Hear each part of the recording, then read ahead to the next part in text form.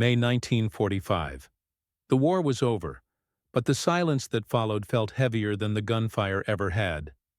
In a fenced compound outside Heidelberg, a group of young German women stood in line for morning roll call. Their uniforms were faded. Once blue Luftwaffe skirts turned to gray dust. Boots scuffed, hair pinned back with trembling fingers. Across the yard, an American sergeant adjusted his helmet and called the names from a clipboard. His voice carried clearly, steady, unhurried. He never shouted. The women, who had lived for years under barked orders and threats, didn't know what to make of it. Even the guards at the gate spoke softly, almost politely, as if the war hadn't filled their memories with screams. The Americans walked the perimeter quietly, checking canteens, ration lists, and rolls of bandages with practiced calm. To the prisoners, it felt unreal. Discipline without fury, control without cruelty. Somewhere beyond the wire, a radio played Glenn Miller, and the wind carried the faint smell of coffee. For the first time in years, no one was yelling, and that silence, kind, firm, and incomprehensible, was what began to change them. When Germany surrendered in May 1945, the war in Europe ended not with a single moment of peace, but with a slow unraveling of everything that had once held the continent together. From the Baltic coast to the Black Forest, entire cities were hollowed out, rail lines twisted, bridges collapsed, and millions wandered the roads with no nation to return to. The Third Reich had not only been defeated militarily, it had disintegrated socially, morally, and psychologically. The Allies faced a problem no army in history had ever handled at such scale: the custody of an entire defeated nation.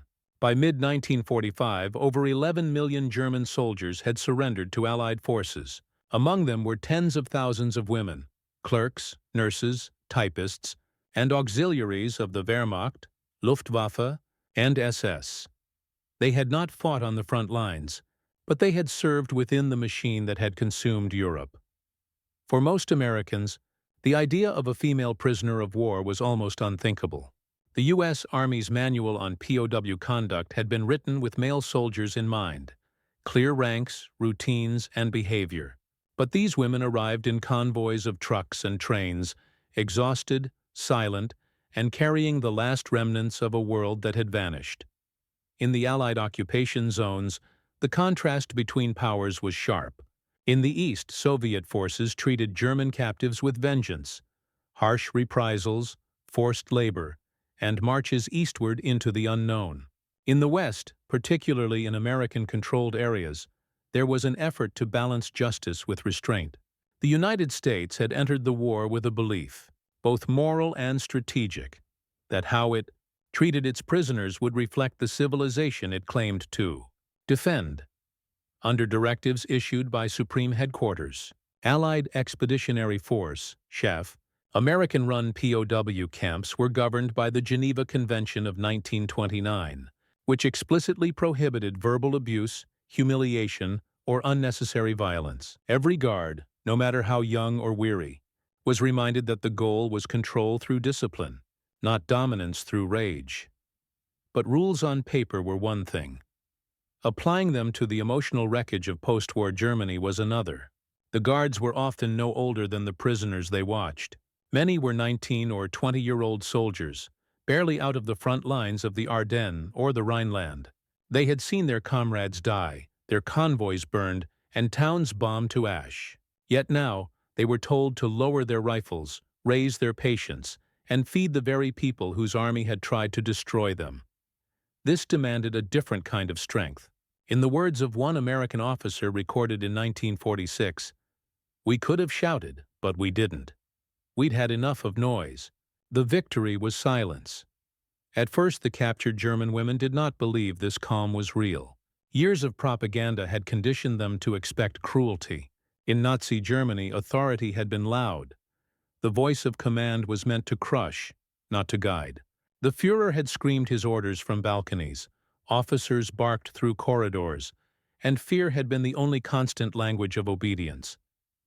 Now they were met with something else entirely. Americans who said, "Please." Guards who apologized if they accidentally bumped into someone. men who waited for them to finish drinking before taking the next tin of water. To many of these women, it felt like a performance, perhaps a trick before punishment. But as days passed, the consistency of that behavior became undeniable. The tone inside American camps was not born of sentimentality. It was the product of doctrine, a discipline that had been drilled into the U.S. Army as much as marksmanship or marching. Officers were instructed to maintain psychological distance and emotional steadiness to prevent chaos. The idea was simple. A shouting guard loses authority faster than a calm one. That philosophy, almost unnoticed at the time, became one of the quiet pillars of American occupation policy. It redefined the meaning of control in a defeated nation, not through domination, but through composure. And for the women behind the wire, that composure began to unsettle everything they had believed about enemies, victory, and defeat. The first weeks after Germany's surrender were marked by confusion and fear. For both captives and captors, American soldiers suddenly found themselves not on a battlefield, but managing entire camps filled with civilians in uniform. Thousands of German women had been pulled from command posts, hospitals, and field kitchens, their identities blurred between combatant and bystander. The U.S. Army called them auxiliary personnel, but in practice, no one quite knew what to do with them. In many cases, female POWs were kept in separate compounds, often repurposed airfields or former German training sites. The Americans organized them with military precision: registration, rations, medical checks, barracks inspections. But what astonished most observers was not the efficiency. It was the tone. The guards were polite. Orders were given softly. Inspections began with, "Good morning."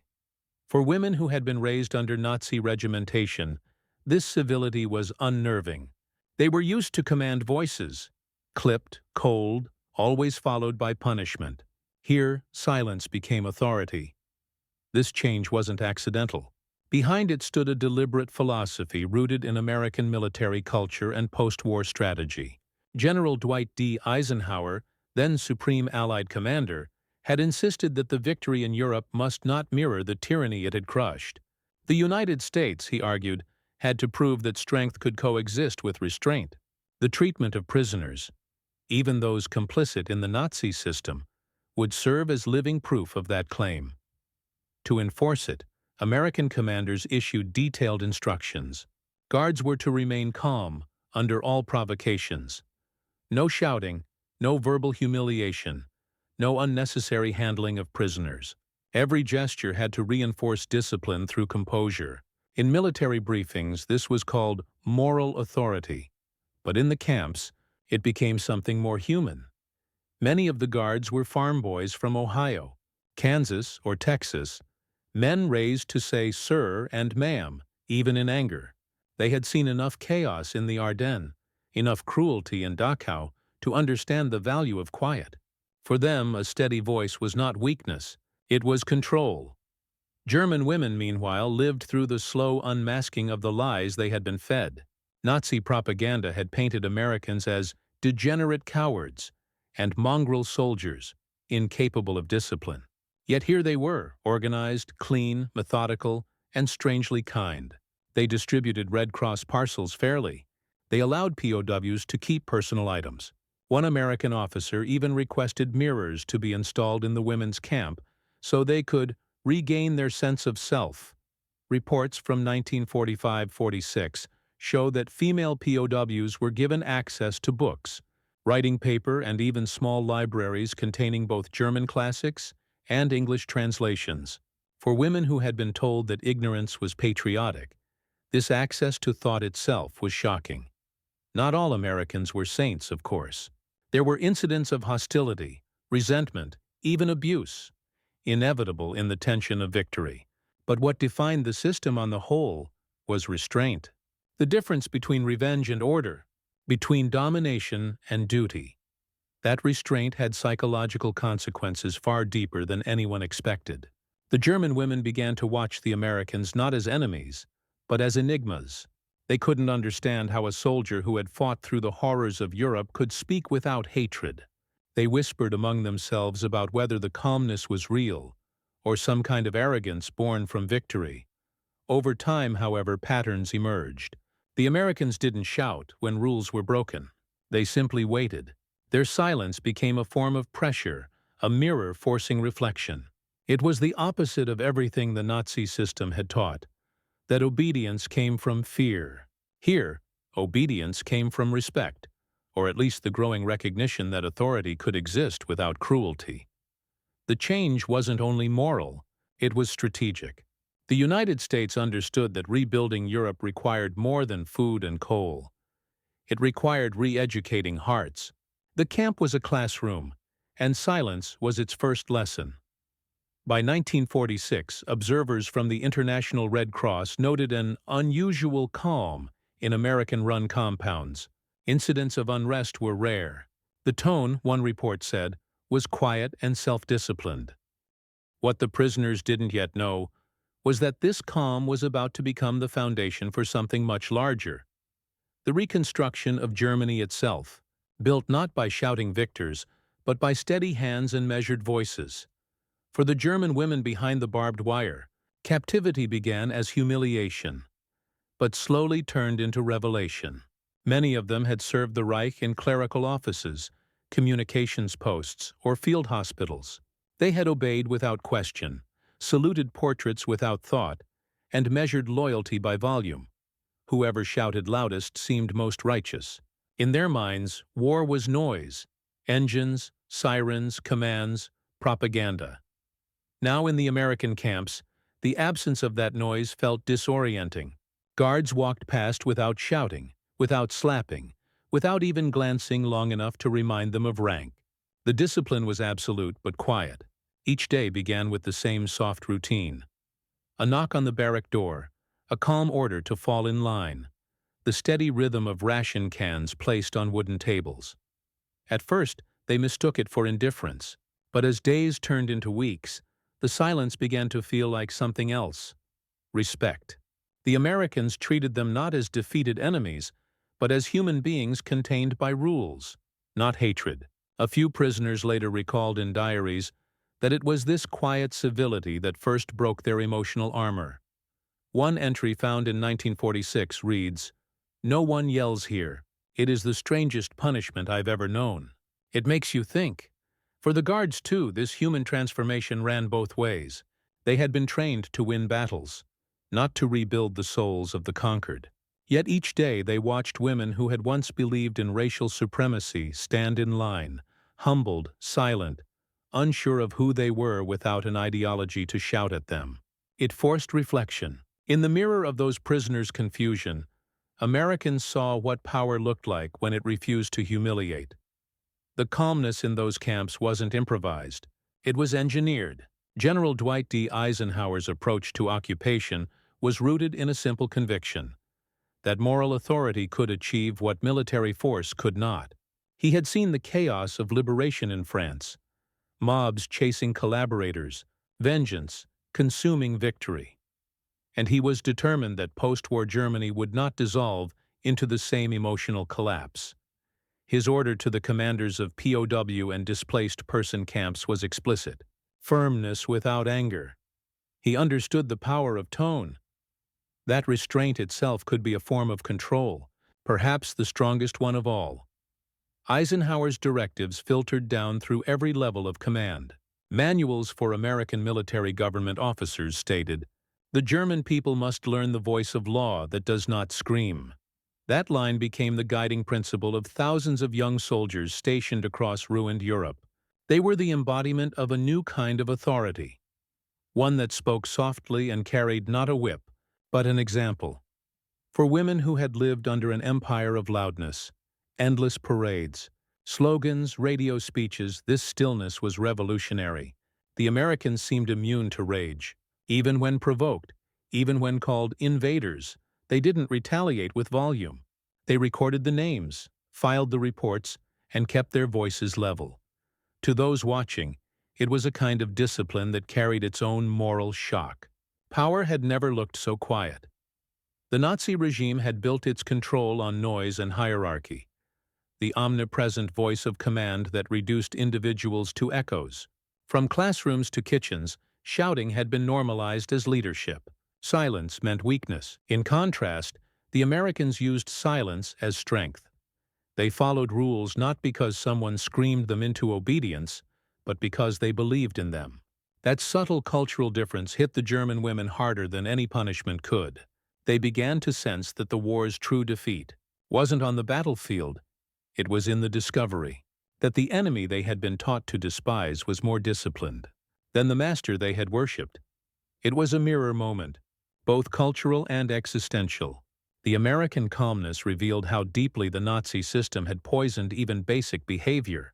For women who had grown up saluting posters of Hitler, it was the first time they realized that shouting had been a form of fear, not strength. Within months, reports from several camps, particularly in Bavaria and the Rhineland, noted a visible change in demeanor among prisoners. They no longer stood at attention out of terror, but from respect for order. Conversations became civil. Cooperation replaced suspicion. An American corporal wrote home, "They obey better when you don't raise your voice. Maybe they're just tired of noise." The silence had become contagious. And as the camps settled into this rhythm of calm authority, the psychological transformation deepened, not just among the prisoners but among their captors. For the first time in modern warfare, a nation was proving that victory could whisper. By the autumn of 1945, the first patterns of emotional change were visible inside the women's POW camps. The constant fear that had governed German life was slowly replaced by uncertainty, and then by thought. The Americans did not preach, nor did they scold. They simply behaved differently, and that difference began to disarm. For many prisoners, the quiet tone of American command was more powerful than any punishment. When a woman broke a rule, hoarding bread, refusing orders, or arguing, the guards didn't strike her. They made her wait. The silence stretched until she spoke first. This unnerved them deeply. Under Nazism, confrontation always ended in explosion. One person crushed the other. In the American system, confrontation ended in reflection. It wasn't mercy that unsettled them. It was control without anger. The guard's restraint became its own lesson. That real power didn't need to shout. In letters intercepted by censors, several female POWs confessed that the calm treatment made them feel ashamed. One wrote, "They speak softly. We have no defense against that." The U.S. military psychologists stationed in the occupation zones recognized this phenomenon. They called it moral shock, a state where captives confronted a completely opposite value system and began to internalize it without coercion. For the Americans, this was victory of a different kind, the triumph of self-control over vengeance. And yet, this discipline wasn't without strain. Many guards had buried friends in Europe's fields. Some had fought in the Battle of the Bulge, seen comrades frozen in foxholes, or liberated death camps days before taking up post as custodians of German prisoners. For them, silence wasn't easy. It was an act of will. The fact that they managed it at all turned the camps into living proof of American restraint. The quiet command that had puzzled the prisoners was, in truth, the last victory of the war, not over Germany, but over the temptation to become what they had just defeated. The Americans' refusal to shout was not a matter of temperament. It was moral policy, a deliberate choice that redefined what it meant to win. The Geneva Convention had already mandated humane treatment of POWs, but the Americans went further. Their occupation planners, advised by moral philosophers and military chaplains, believed that the post-war order depended on rebuilding dignity, not just punishing guilt. They had seen what happened in the East. Vengeance breeding vengeance, humanity collapsing into cycles of rage. In contrast, the Western approach was meant to show that democracy didn't need to scream to be heard. To many German women, this was their first exposure to moral equality, being treated not as subhuman enemies, but as individuals subject to law. The effect was profound. The silence of the guards became symbolic, a living contrast to Hitler's voice, which had once dominated every home and radio. Now in place of that fury came measured tones, ration orders, and calm explanations in English. In post-war interviews decades later, Several former prisoners recalled that moment of awakening. When they spoke softly, I realized for the first time that shouting had been a kind of violence. What had begun as confusion turned to admiration, then to self-examination. The American attitude forced them to ask what kind of nation they had built, and what kind of people they could become after its collapse. Even within American ranks, officers debated this quiet moralism. Some saw it as unnecessary leniency. Others defended it as the essence of democracy. Colonel Charles Dean of the 7th Army wrote, "We conquer best when we remain civilized. To shout at them would be to lose what we came here to prove." The restraint that defined these camps didn't only rebuild Germany, it preserved the moral identity of the victors. It demonstrated that civilization could survive total war without becoming its mirror. By 1946, as repatriations began, the tone set in the American camps had become a model for broader occupation policy. Programs such as denazification and re-education borrowed directly from the camp experience. Discipline anchored in calm authority, education replacing intimidation. The same principle was echoed in schools, factories, and public offices as Germany rebuilt. Authority would speak softly now. The quiet American voice, the one the prisoners could never understand, became the seed of something larger, the normalization of democratic behavior in a society trained to obey shouting. In the years that followed, many of those same women found work with Allied reconstruction agencies. Some served as translators, others as teachers or clerks. Their recollections of the American camps were remarkably consistent. That calm tone had become a reference point for fairness. It was, in their eyes, the sound of order without fear. What began as a moral discipline in wartime camps evolved into a cultural transformation that would echo across the next generation of German life. No more balcony speeches, no more command by scream. The Americans had left something behind that couldn't be bombed, rebuilt, or occupied, a memory of strength expressed through self-restraint. By the end of 1946, many of those camps closed.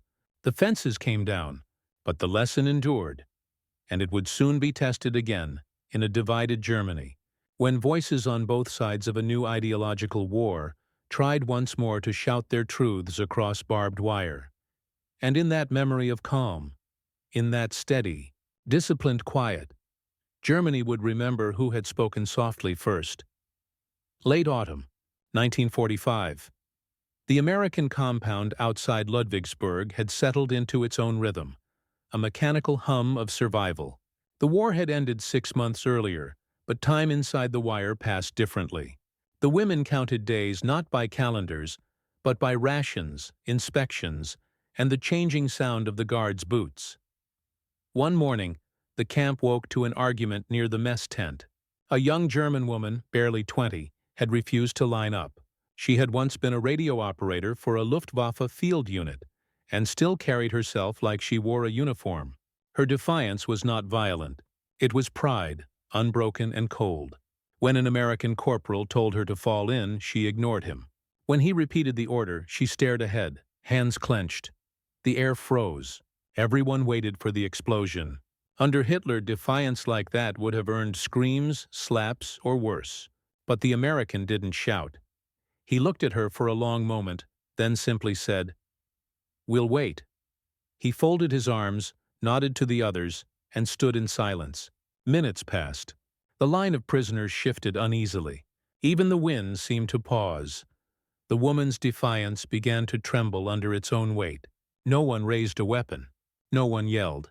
No punishment came, only the unbearable stillness, discipline made visible through quiet. Finally, she stepped forward and joined the line. The corporal nodded once, softly. "Thank you." And the morning continued as if nothing had happened. But everything had changed. Later, that day's event spread through the camp like rumor turned revelation. No shouting, no violence, no humiliation. And yet authority had prevailed. For the prisoners, it was incomprehensible. For the guards, it was confirmation of something they'd been told since basic training, that composure is power. In her later memoir, one former German auxiliary described that moment. It was as if the silence itself ordered us.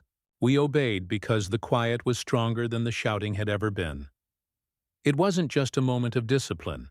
It was a collision of civilizations, one raised on fear, the other on restraint. The encounter revealed that control could exist without hate, and obedience could be born not of terror, but of recognition. That day marked a turning point in the psychological battle of the post-war camps. The Germans had lost their empire months earlier. But now, quietly and without ceremony, they began to lose something deeper: their belief in the necessity of cruelty. A week later, a team of officers from U.S. Army headquarters visited several women's camps across the American zone. The reports they filed afterward would later be used in training manuals for future occupation forces. They found the compounds clean, organized, and astonishingly calm. No shouting was heard. The prisoners addressed their guards as "Sir."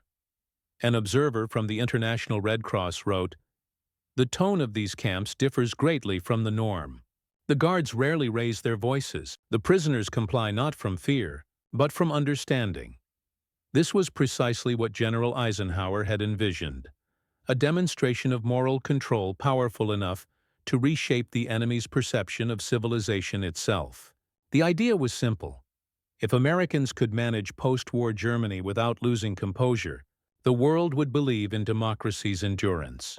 And so, each small act of calmness, each command delivered at normal volume, each quiet correction of behavior, became part of a much larger strategy to reprogram an entire defeated nation. What no one fully realized at the time was that this approach would lay the groundwork for the next phase of history: the rebuilding of Germany into a democratic state, not by conquest or coercion, but by consistent example. The American Guards did not know they were shaping ideology. They thought they were simply doing their jobs, feeding prisoners, maintaining order, waiting for transfer orders. Yet, in the daily act of refusing to shout, they were enacting a silent revolution in human conduct. That winter, the camp changed in ways no one could have predicted. Prisoners began helping the guards with chores. Women volunteered to clean barracks, to tend to the sick, to organize supplies. Discipline no longer felt imposed. It had become shared.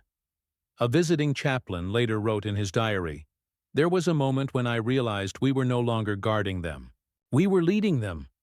The tone of the camp had shifted irreversibly.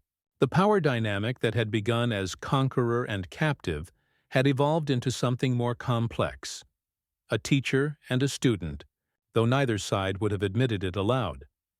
By spring 1946, these quiet camps had become the model for post-war rehabilitation centers across the American zone, and it all began not with grand speeches or punishments, but with a single moment of silence that showed an entire generation that true victory doesn't roar.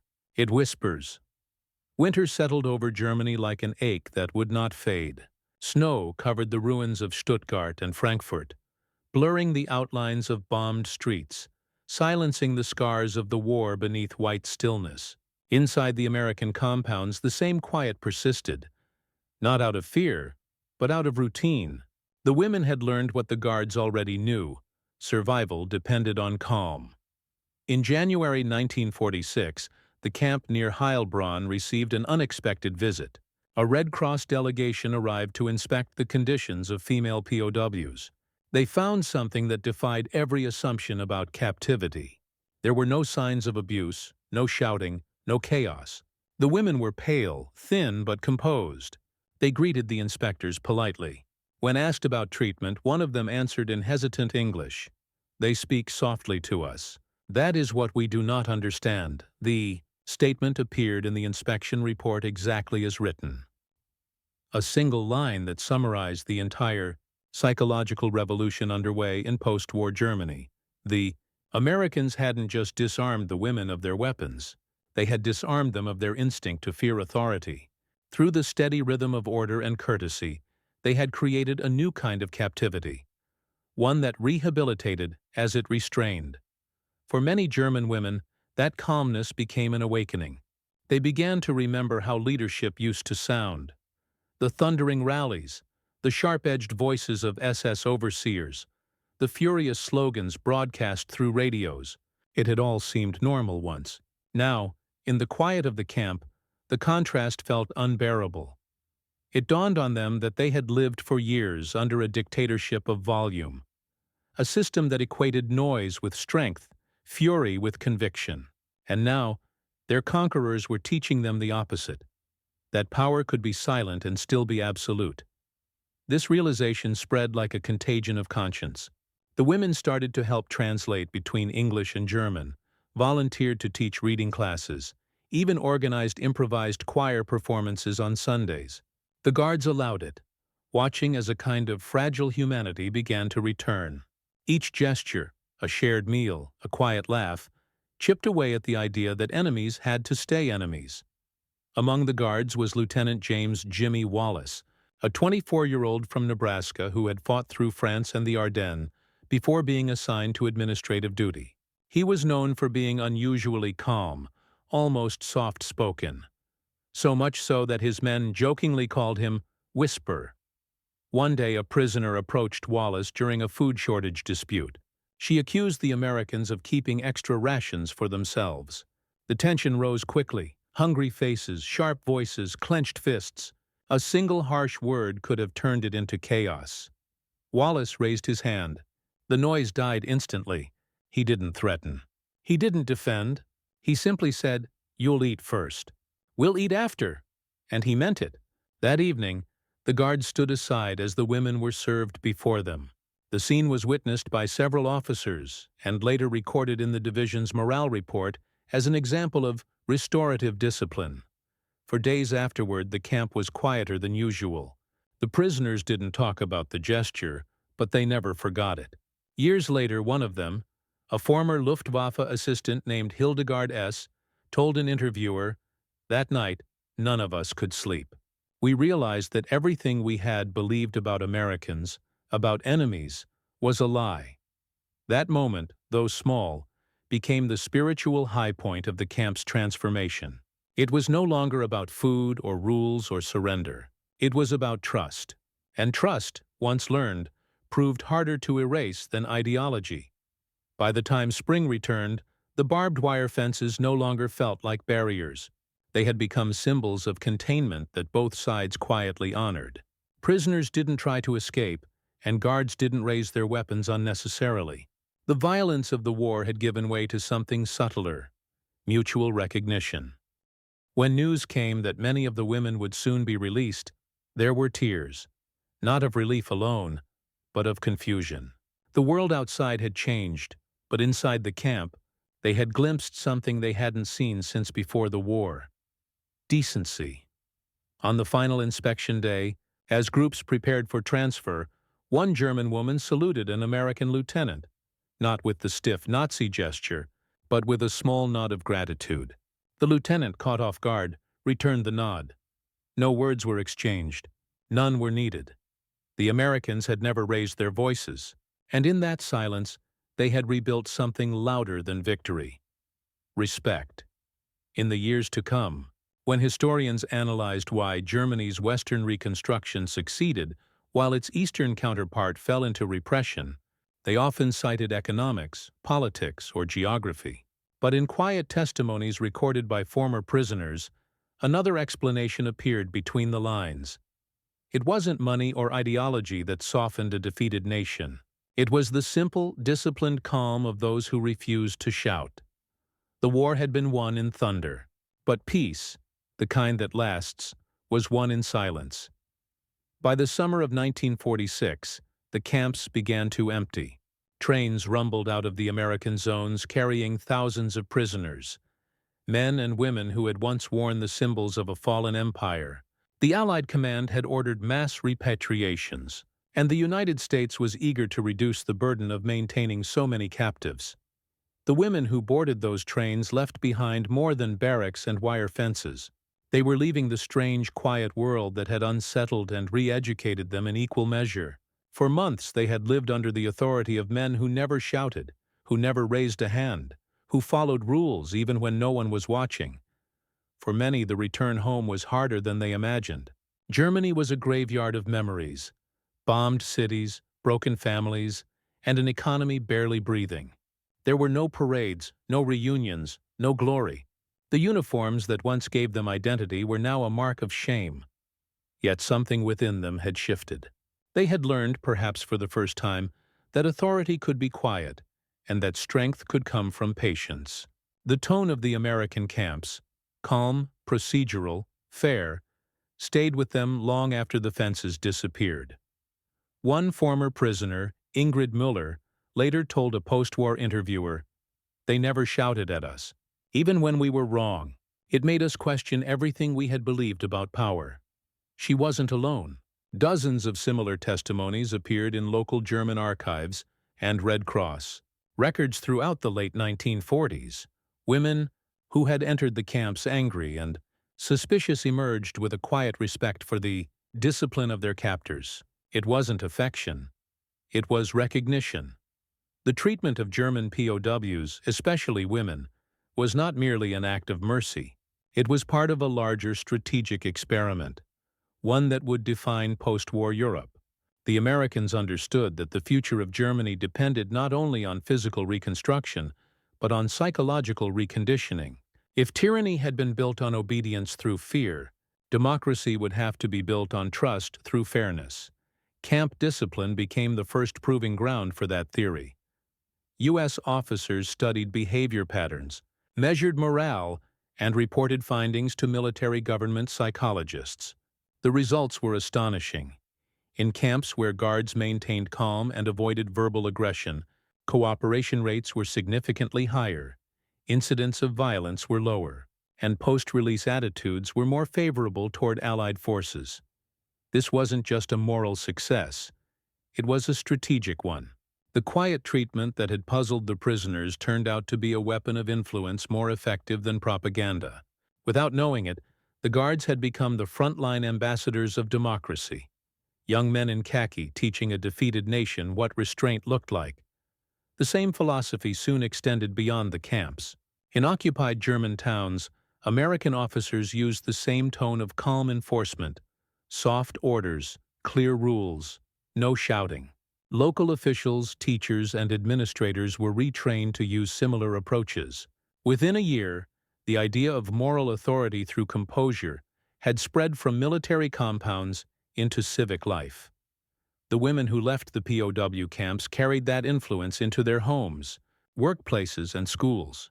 They taught their children not through ideology, but through example, that voices could command respect without rage. Historians later described this as the silent inheritance of the American occupation, an invisible moral export that shaped post-war West Germany's social temperament.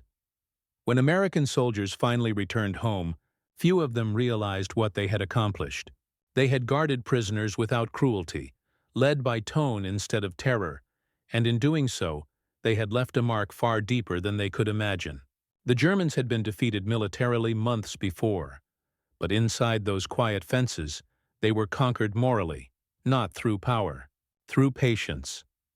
By 1947, most of the female POW camps in the American zone were closed. The barbed wire was torn down, the watchtowers dismantled, the barracks converted into housing for refugees and displaced families. Yet even as the physical traces of captivity vanished, the emotional imprint remained, particularly among the women who had lived through the quiet discipline of their American guards. In post-war interviews, a recurring phrase surfaced again and again. They never raised their voices. What had once seemed like a small detail, a tone, a habit of speech, became, in memory, a symbol of everything that separated tyranny from civilization. For these women, silence no longer meant weakness. It meant control. It meant peace. Sociologists studying post-war German behavior noted something subtle, but profound. In Western zones, citizens displayed a visible aversion to authoritarian speech. Public officials avoided shouting. Teachers spoke more calmly. Parents discouraged harsh discipline at home.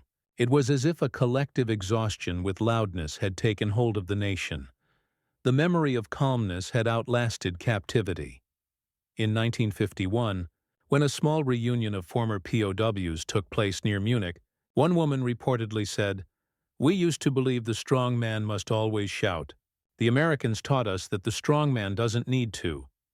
That line would later appear almost word for word in a German newspaper editorial reflecting on the country's new democracy. The quiet tone of the American camps had become a cultural inheritance, a lesson absorbed not through books, but through lived experience. For the Americans, the transformation was mutual. The young soldiers who had served as guards carried the same lessons home. They had learned that leadership could exist without noise, that control came not from intimidation, but from example. In letters, journals, and later memoirs, many of them wrote about the camps with quiet pride. One former lieutenant wrote in 1947, "We fought them with guns, but we won them with our tone." To him, the calm treatment of German prisoners had been a test, a final battle against hatred itself, and he believed the Americans had passed. When those veterans returned to their small towns in Kansas, Ohio, or California, they often found it hard to explain what the silence had meant. How do you describe a victory that had no parade, no medals, no photographs, only the memory of restraint? But that was precisely its power. It wasn't a victory that could be measured in territory. It was moral ground quietly gained. Eisenhower's vision of firmness without anger had proven not only humane, but profoundly effective. The American style of occupation stood in stark contrast to the Soviet East, where shouting and fear rebuilt tyranny in new colors. In the West, calm order rebuilt trust, and that trust became the soil in which democracy took root. 2 decades later, in the 1960s, historians studying post-war transitions in Germany began to trace subtle cultural continuities back to the POW experience. They noted that the quiet discipline model, the idea that strength is shown through composure, had become embedded in West German institutions, in the police, the schools, even the Bundestag. None of this was intentional at the time. It simply grew out of example. The soft-spoken Americans had become the architects of a different kind of influence, a victory of behavior. And for the women who had once stood trembling behind fences, that influence endured in memory. Many later described the camps not as prisons, but as places where the war inside them finally ended. They had entered as believers in noise.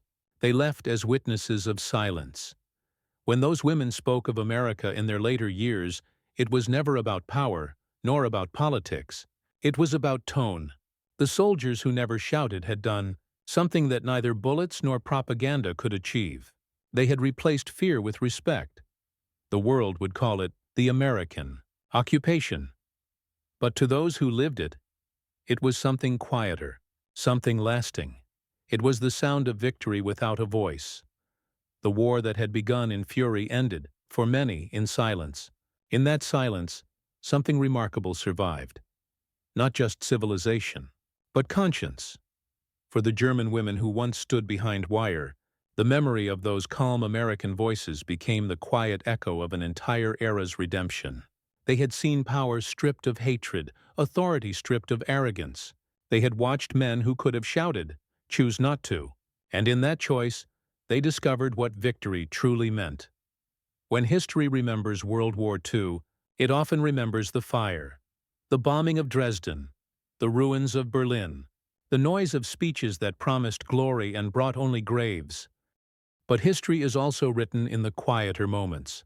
The steady voice of a young American guard reading names in a frosted dawn. The silence of a prisoner realizing her captor will not humiliate her. The stillness of two enemies sharing the same air without shouting. Those moments were small, almost invisible. Yet they carried a lesson deeper than conquest, that mercy has a discipline of its own. Eisenhower's order, firmness without anger, was more than a policy.